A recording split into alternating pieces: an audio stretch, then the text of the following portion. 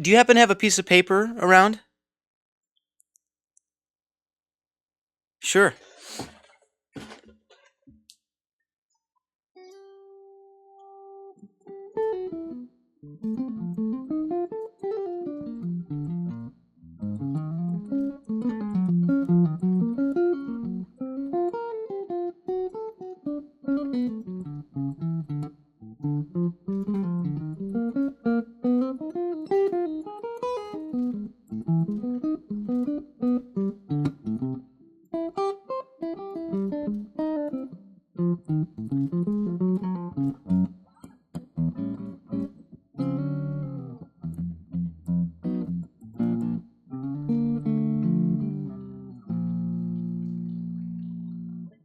All right, cool, man. So I'll name out some chords. Out of all the tunes in the book, one that I found to be super helpful was Countdown, which is a John Coltrane tune. And originally it's at 255 BPM, which is insane. And there's two chords in every measure. But none of that stuff is important. I mean, the tempo is not important, I should say. Because we can do it, in free time. We can do it crazy slow if we want. But what it does is it gives us a crazy, like, jungle gym. It's like a gauntlet, dude. It's like walking a gauntlet. So, two chords per measure.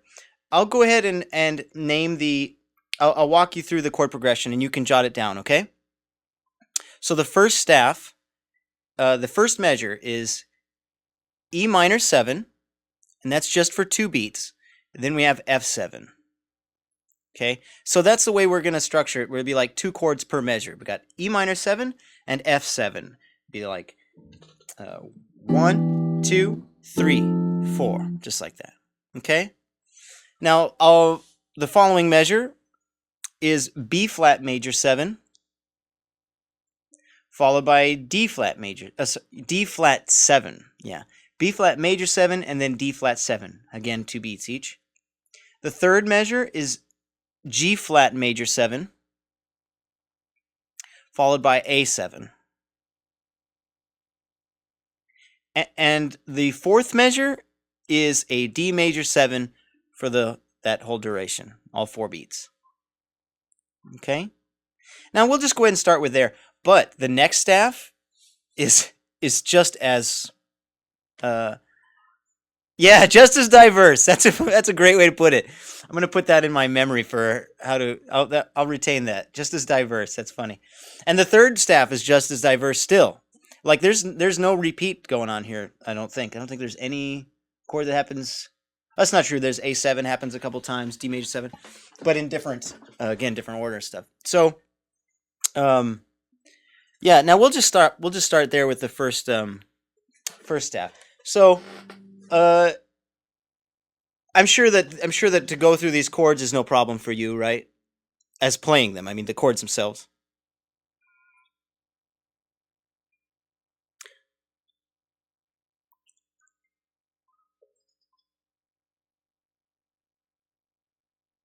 Okay.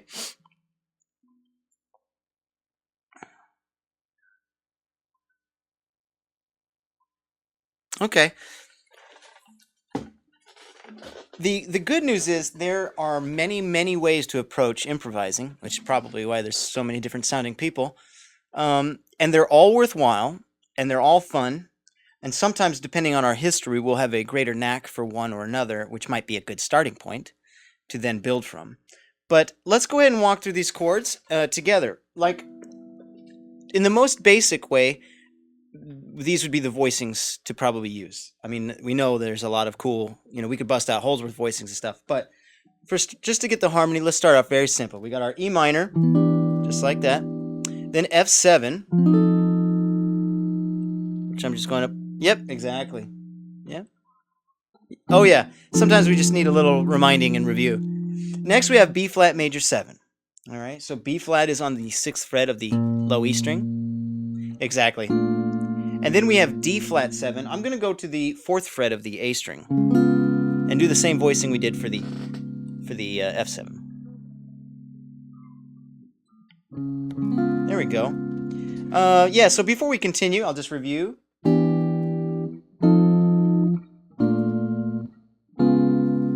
right. Yep. E minor, F7. Yep.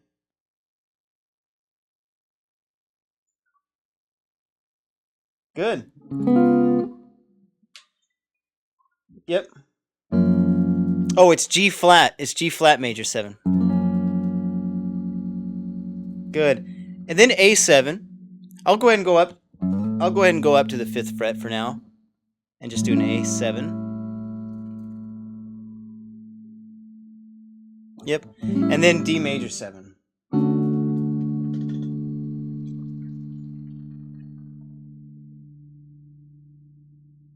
It would be like your D7 but with the middle finger.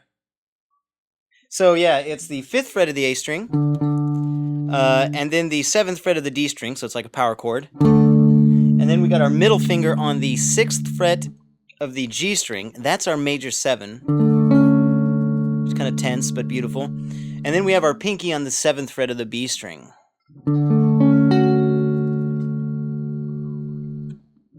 Yeah. All right, cool. So now we have a 1, 2, 3, 4. 1, 2, 3, 4. 1, 2, 3, 4. 1, 2, 3, 4. And that's the first staff. Cool? Oh, all right. Now, good. I mean, that's good. Yeah, and actually, here's something else I recommend. It doesn't quite maybe. I mean, it should apply anytime, but when you have your real book, it'll really help. I recommend that. I mean, at first, if you got to look at your hands and look around and stuff, that's cool. Memorizing things is great.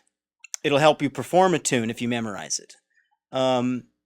However, I recommend keeping your eye on the page, because you'll be just, let's say you just played through this whole song once and then went to the next page and the next page and the next page without really harping on one tune for too long.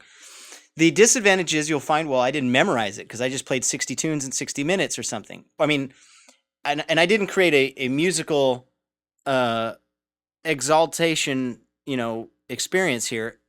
I'm practicing a skill right now. I'm practicing these shapes, or I'm practicing this pentatonic idea over every chord and that kind of stuff. So what you'll do is you'll become really well versed in that skill, and also you'll be very comfortable with reading. And this, so memorizing is good, but what I spent some time doing it because I found very helpful would be to look at the page and go E minor, okay, and then F7. And if I had to, I go, oh, okay, B flat, all right, and then D7, then G flat, oh, okay. Like I'd look if I have to real quick, and then I'd look back because I want to be able to follow the changes, especially because when it comes time to improvise over them, you know what I mean? Like if I'm playing E minor and I'm playing or whatever, I'm noodling. If I look down here and I forgot what the next chord is, like I'm dead, oh, where am I? And then there's a band, a million miles an hour, and I don't know where I'm at anymore. So what I have to do is I have to, look at the page, follow along very closely. And then if you find that there's a tune you want to perform, then I would commit that to memory. But either way, you'll find that there are two skills you can't really practice at the same time. It's kind of like arm day and leg day at the gym, There's like the kind of joke meme about arm day. Everyone does arm day. Well, I think reading is the equivalent to leg day in the sense that it's the one that's usually more neglected. And I'm not talking about reading notes, which is like ultra handicapped for guitar players, including myself. Playing piano helped me read especially. But I mean just following the changes, the chords as they come and go.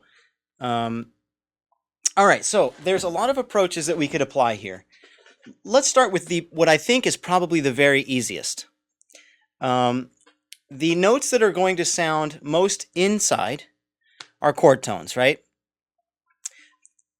Yep, and 7 would be fine because we are dealing with 7th chords here. What I usually say to students is this. There are only 3 kinds of notes: chord tones, scale tones, and passing tones, right?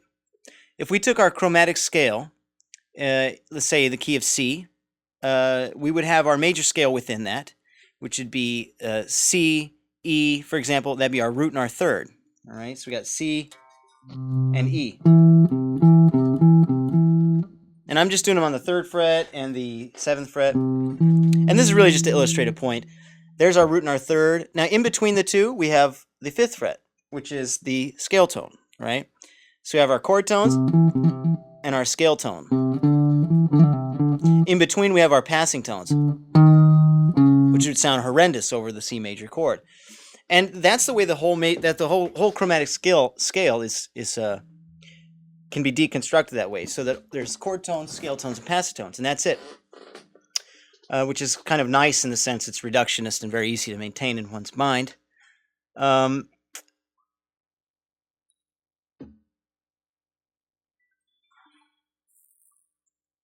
Yeah, triads and stuff.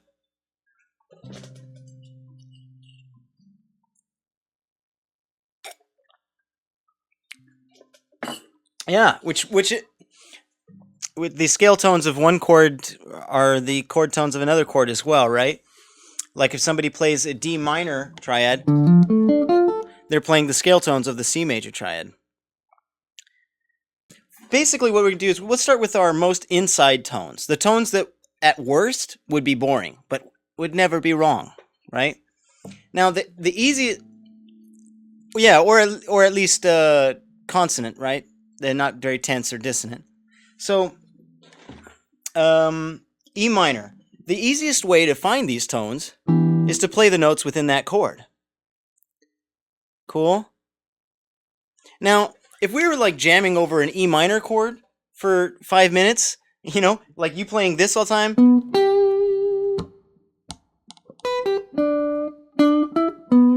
get dull really quick. But since we got a tune here, it's got like a million stuff burning through. It's actually a very nice place to start. So, for example, if we did E minor like this, and just did those notes, let's go ahead and do this together. I'm playing the 5th, and then the 3rd, and then this flat 7. Good. And then now we're on to the next chord already, which is an F7. So what I'll do is I'll just slide up, which is now my flat 7 of the F, right? And I'm just thinking of those chords that we played a moment ago. Yeah, I'm just thinking of the chords we played. So I've got the... And now I'm on the F7. All right, now this could be a really cool phrase. Right, and I could continue that phrase. But that's already a little more complex, because right now we don't want to worry about phrasing per se. We're worried about just playing the right notes for chords, right? So I'm going to try to do is I'm going to try to play 3 notes per chord. How about? Just because that's what I already started with. And then we have the up 1 fret, which you could just slide or not. You could just play right here. And now what I'll do is I'll go ahead and play the 3rd of that chord shape. And then the 5th that comes from the bar. Right? All right.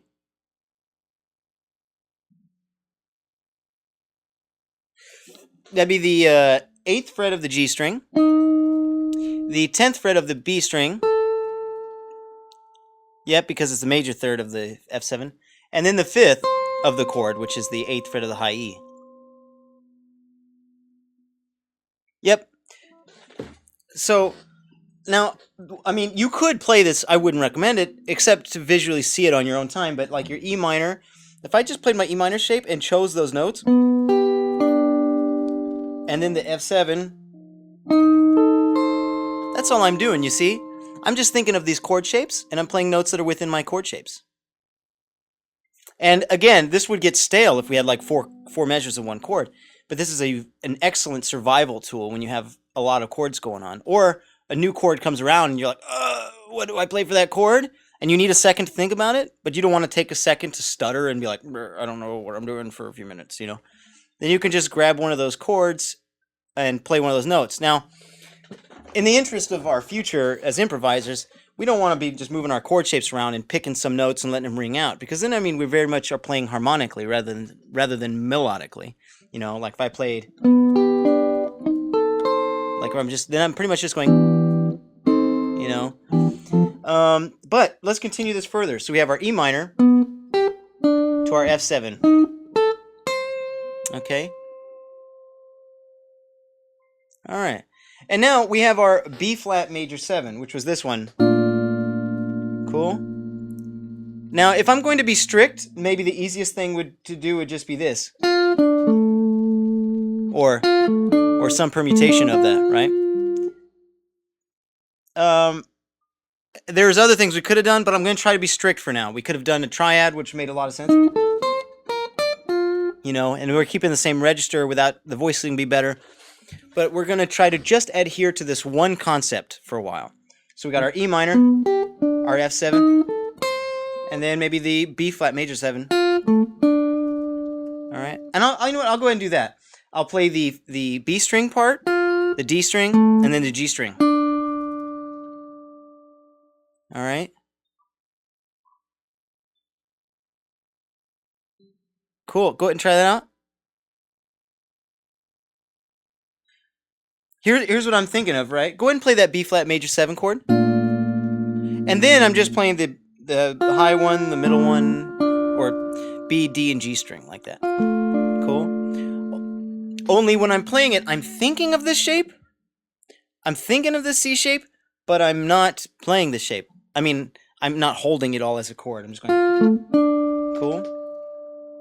And next we have a D flat 7. So how about this? I'm gonna slide down 1 fret, and that's the D, right? Of like a D triad, like just a regular old bar chord. So I'm right there on the 6th fret of the G string, and then I see, oh, but it's a D7, right? So what I'm gonna do is I'll play that root, and then I'll play the 7, which is part of our ordinary shape, like we did for the F. So I'll play the root, and then I'll play the flat 7, and then the 3rd. See what I've got going on there? Yeah.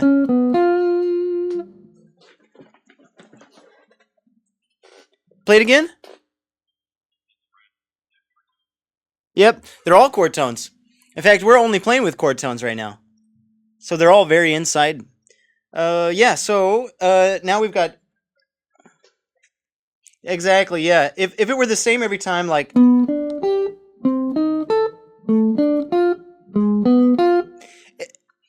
Yeah, it's very just yeah, it's like arpeggiated. It's still good. That's the thing that's so amazing, is it's going to be right and going to be correct. Then it just comes into like how we can spice it up and try different permutations, different combinations. Because after all, we're only dealing with 3 to 4 notes. You know, our triads and our 7th chords. Cool. So now what we have is this, our E minor. Not that it's important to memorize it, because we really don't want to memorize it. We want to just navigate through chords, you know, in new ways all the time. But since the concept is new and we're just now explaining it and walking through it, it's more of a recap, really. We got E minor to F7 to B flat major 7 to D flat 7. Cool. And then we got a G major 7. Well, what we did for our B flat major 7, we can do for our G flat.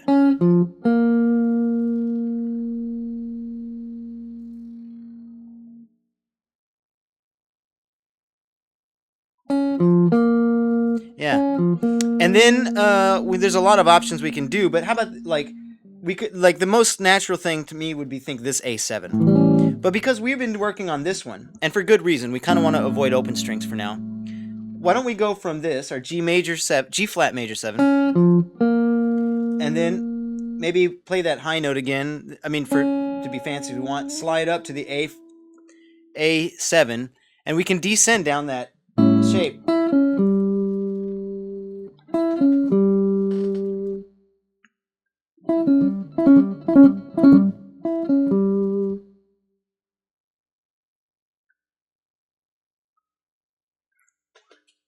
Yeah, and I'm just descending, but there's no wrong order. You could do high, low, mid, or low, mid, high, or low, high, mid. It's all good.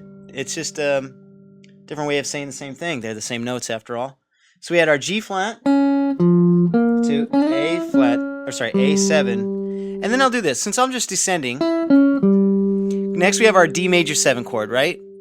I'll just go up a whole step. And that's the 5th of our D's. Cool. Now, it'd be really cool to hear the harmony at the same time. But here's our. Hopefully, we should hear the harmony in our playing because it's all chord tones, so the harmony will be implied strongly. We got our E minor to F7 to B flat to D flat 7 and G flat to A to D. Cool. Now, if I'm practicing this on my own, let's say, and I'm very new to what I'm doing, what I would do is I would just do it real slow, like, okay, E minor. Okay, I see that. Yeah, that makes sense. Okay, then F7. All right, well, I got this chord shape. And I'm just going to pick these notes. All right, good. Okay, cool, I see. And then I'm very patient with myself like that. Then if I'm playing it, maybe I want to try to be more musical, but I don't want to be like basically being musical means adding variety and stuff like that, like, changing things up, a good voice leading, meaning it has to be rational sounding and reasonable and suiting and fitting. When you play wrong notes, quote unquote, or sour notes, as my parents would call them, those are what we would call passing tones. We know that they have to be passing tones, meaning it's a moment of tension that adds to resolution, and it doesn't have to be a wrong note. And a classic example is when you hear like some kind of blues, and Stevie Ray Vaughan would play something like, that whole flat nine. Nobody in the world thinks that note sounds ugly because he doesn't go, and then people are like, and he's like, like just blow everyone's mind out, like, they'd be upset. But this is our sour note, which sounds really nice. Anyway, so what we're doing right now is way more inside than that. We should be able to hear the harmony within it. But yeah, so now we got our E minor to F.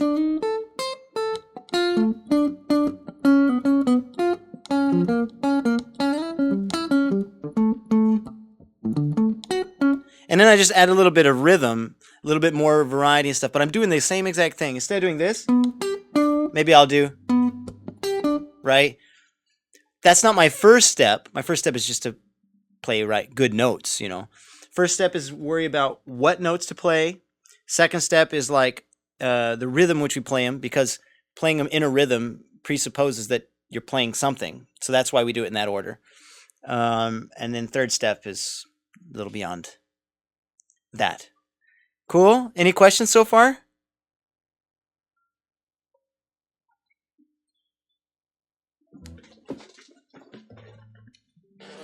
Absolutely, yeah.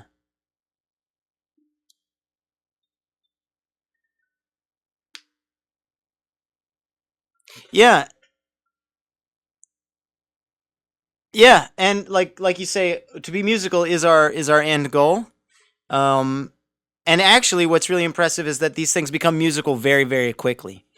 We're only dealing with, they're kind of only not musical to many people when they're just played, oh, this is a note.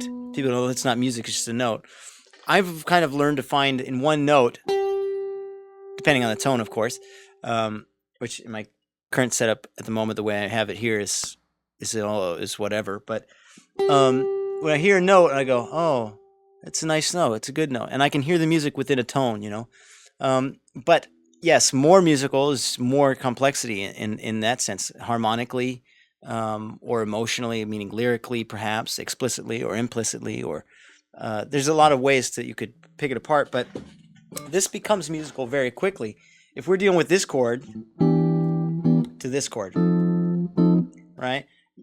Just playing like very, very unmusical. But if I play the same notes, now it's starting to get somewhere. And I don't really even change that much. A little bit of rhythm, a little bit of permutation. That's it. Cool? You could, yeah, dynamics, exactly. Maybe like,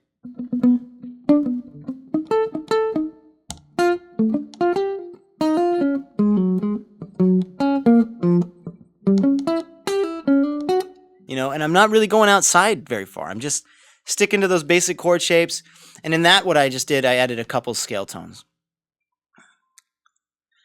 But anyway, if you continued this, the next staff is just as diverse, as you say, The third staff is even still more diverse, and then the fourth one's a little bit more relaxed. It's one chord per measure for 4 measures. And then this tune I find to be quite the gauntlet, the Jungle Gym, because there's so much going on. But I do that for a few times. I could turn the page and try the same exact examples. So like if I did, just as an example, one that's a nice starter, much easier, is All of Me, because it's a C6, meaning like C major 7 for 2 measures. 1, 2, 3, 4, 1, 2, 3, 4, followed by E7, 1, 2, 3, 4, 1, 2, 3, 4, A7, 1, 2, 3, 4, 1, 2, 3, and D minor 7. Now, just taking that for example, it's only 4 chords, but we have our C major 7 or C6 or C triad. Those are all possible. I could do my C triad. I could do my 6, or I could do major 7, or I could combine any of those.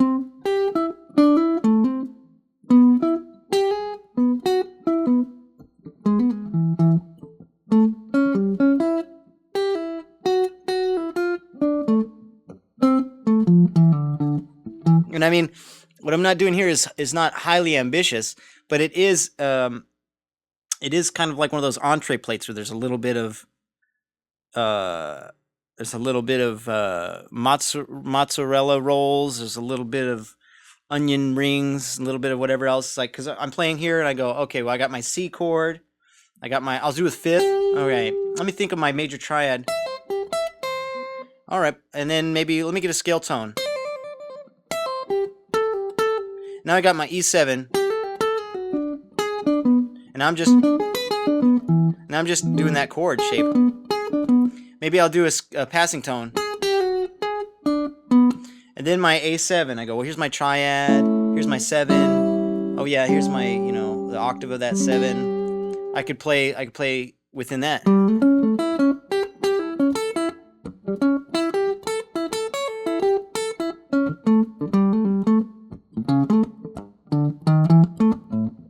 And I could just jam on one chord that way. And then I got my D minor. The nice thing is, playing over changes can be sort of deceptively difficult when there's many chords. Because there's a lot, I gotta switch. When you get the hang of the switching, there's certain aspects of it that could be considered easier than if it were just one chord. It's because it sounds so, it's so harmonious and beautiful when the melody or our solo, which kind of are similar things, when we go from one chord to the next and we hear that change, we go, ooh, yeah, landed it, and like he said that thing, like it sounds really cool. And you don't have to try to desperately to be interesting over redundant harmony, If it were one chord all the time, if it were one chord for like 16 measures, people think, oh, it's easy. If it's in G major, I'll just stick to my G major scale and but it starts to sound the same all the time and noodly. So it's actually, in some ways, it can be easier, at least in that respect, to play interesting things over interesting chords. Because as long as you're playing the right notes, chord tones, it is to the degree that the chords are interesting notes that you're playing. You know what I mean?